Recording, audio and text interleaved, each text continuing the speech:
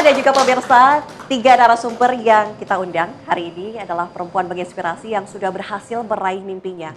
Tapi pertanyaannya, bagaimana dengan perempuan-perempuan di Indonesia khususnya? Apakah mereka sudah mendapatkan cukup ruang untuk kemudian bisa mengembangkan diri? Mungkin Bu Menteri langsung bisa jawab Bu, bagaimana dengan ruang tersebut terhadap wanita?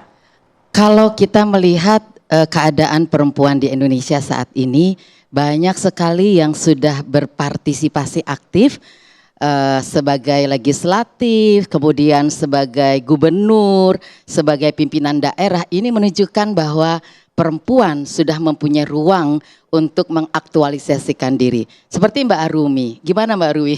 Siap, saya setuju sekali Bu Menteri. Tapi kalau di lapangan itu kadang-kadang yang saya lihat itu masih ada ketika perempuan itu kan wah sekarang tuh mengambil posisi-posisi penting ya, baik dalam pemerintahan atau usaha gitu ya.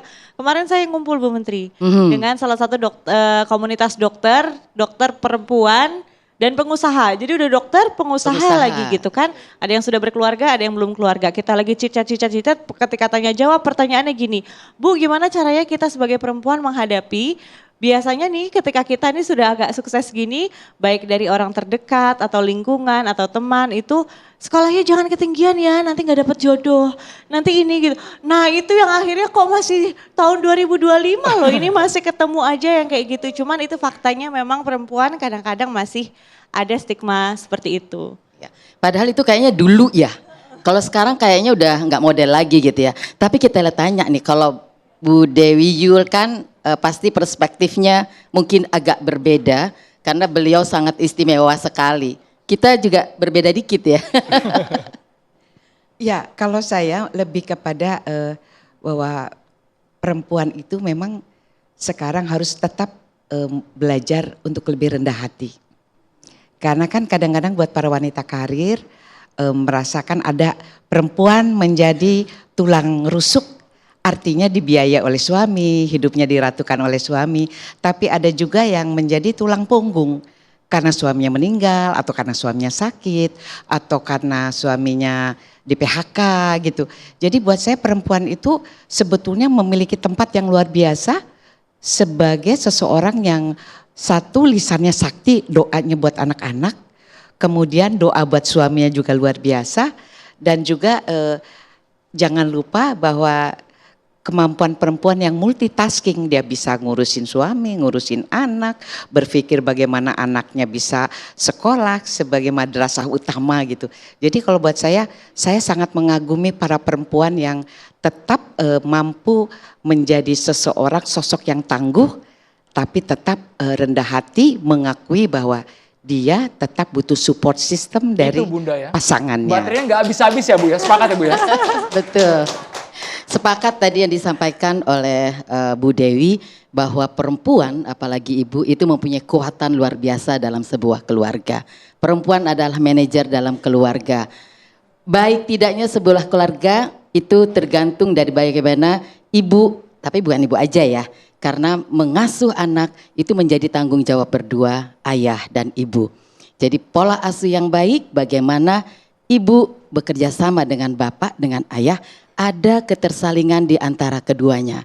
Saling memahami, saling menghargai, saling mensupport. Gitu. Itu tantangan tersendiri ya Ibu Arumi, bagi buat suami, buat anak, buat pertemanan, me time-nya mana? Tapi sebenarnya para perempuan apalagi yang sudah menjadi ibu gitu ya, malah justru akhirnya ketemu sendiri kok cara nyari me time-nya. Dan sebetulnya yang diinginkan perempuan ketika udah ngurusin anak, udah ngurusin suami, udah kerja juga gitu ya, mungkin gak akan muluk-muluk gitu ya, me time di rumah punya waktu.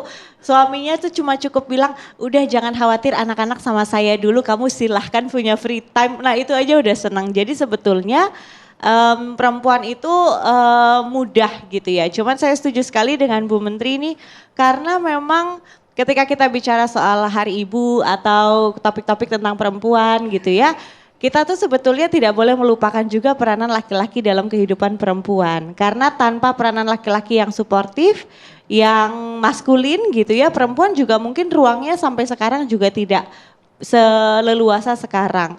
Dalam konteks keluarga misalnya, ibu ataupun perempuan bisa menjadi istri dan juga ibu yang optimal itu butuh sekali peranan suami yang luar biasa.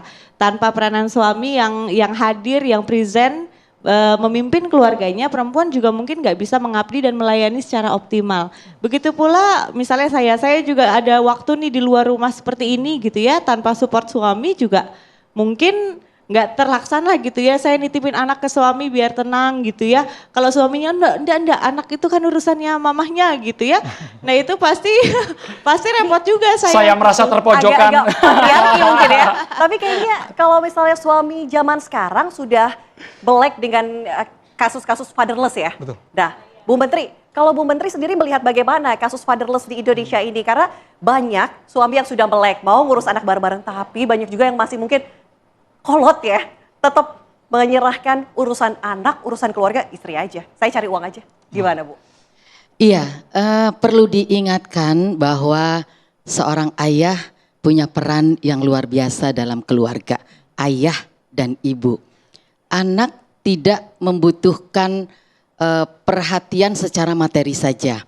Karena sesungguhnya seorang anak ketika dalam sebuah keluarga, dia sedang belajar dan praktek langsung melihat apa yang dia cermati dari apa yang dilakukan oleh kedua orang tuanya. Bagaimana seorang ayah memperlakukan istrinya, itu akan tertanam di dalam hati, di dalam benak, di dalam pikiran seorang anak. Bagaimana seorang istri memperlakukan suaminya, memperlakukan ibunya, ini juga akan terekam. Dan ini yang akan menjadi bekal bagi seorang anak ketika dia bersosialisasi di masyarakat dan ketika dia berkeluarga, dia akan meniru apa yang dilakukan oleh kedua orang tuanya. Maka itu penting sekali bagi kita semua sebagai orang tua, hati-hati dalam mengasuh anak-anak kita. Karena ucapan kita, perilaku kita itu menjadi catatan penting untuk anak-anak kita. Bunda Dewi. Apalagi sekarang masih banyak mungkin anggapan atau hal yang negatif terhadap orang yang dianggap disabilitas. Masih saja didiskreditkan di tahun 2025 ini. Ada saja yang mencap, meminggirkan mereka, dianggap ya bagian minor saja, anggapan-anggapan miring seperti itu ya, Bunda Dewi ya. Memang yang paling harus dikuatkan itu, yang harus disembuhkan dalam tanda kutip itu para ibu yang melahirkan anak tidak sempurna atau anak-anak disabilitas. Karena anak disabilitas ini sudah menerima lahir dengan keadaannya. Yang membuat dia berubah adalah perlakuan lingkungannya. Dibutuhkan seorang ibu yang tetap harus membanggakan diri. Mencari jalan bagaimana melihat potensi dari anak yang berkebutuhan khusus. Sehingga tidak memberi kesempatan orang buat merendahkan, buat melecehkan atau buat mengasihani. Jadi si ibu ini yang harus punya cahaya, punya kekuatan, memang berat karena tekanan sosial, malu untuk mengatakan anak saya sekolah di SLB saja sulit seorang ibu mengakui itu. Sehingga sekarang problemnya adalah anak-anak berkebutuhan khusus, terutama saya karena pengalaman 2 anak saya tuli, itu banyak orang tua yang memaksakan anaknya sekolah di inklusi, sekolah umum. Padahal menurut saya ini harus diberikan pemahaman kepada orang tua, nggak usah malu. Masukkan ke SLB sehingga mereka punya basic untuk bisa berkomunikasi dulu. Karena buat saya anak difabel itu perlu yang tuli, perlu komunikasi, memperbaiki literasi pengucapan bahasa, mengatur kalimat. Itu yang dipentingkan. Tapi kadang-kadang orang tua nggak sabar ingin anaknya itu harus disekolahkan di sekolah umum. Padahal basicnya nggak ada. Itu yang saya ingin ibu-ibu yang punya anak difabel nggak usah malu untuk menyekolahkan anak di sekolah luar biasa. Nanti kalau dia punya kemampuan yang lebih, pada saatnya misalnya SLB itu dulu hanya sampai kelas 9. Nggak apa-apa, nggak harus kelas 10, kembali ke kelas 7 yang inklusi. Dia punya basic. Itu yang saya sedang perjuangkan sekarang, memberi pemahaman. Bagaimana ya, Kenapa? Bunda ya, agar ibu-ibu ini bisa sabar, bisa ekstra tegar dan nerima gitu Bunda ya. Kan kalau dalam secara spiritual gitu kan, ujian itu sebetulnya kan cara cinta Tuhan kepada kita. Memberikan pembelajaran, memberikan penguatan. Itu pembelajaran anak difabel itu keberkahan buat orang tuanya. Belajar sabar, belajar rendah hati, belajar menerima. Karena ini kan titipan yang harus dipertanggungjawabkan dunia akhirat gitu. Jadi kalau orang tua yang diberi anak difabel harusnya bersyukur. ada keberkahan yang Allah titipkan, Tuhan titipkan. Gitu. Bisa Baik. belajar banyak dari anak-anak disabilitas. Belajar rendah hati, belajar mengakui kita bukan siapa-siapa. Nggak usah malu, nggak usah takut dihina orang. Yang penting di mata Tuhan kita bertanggung jawab.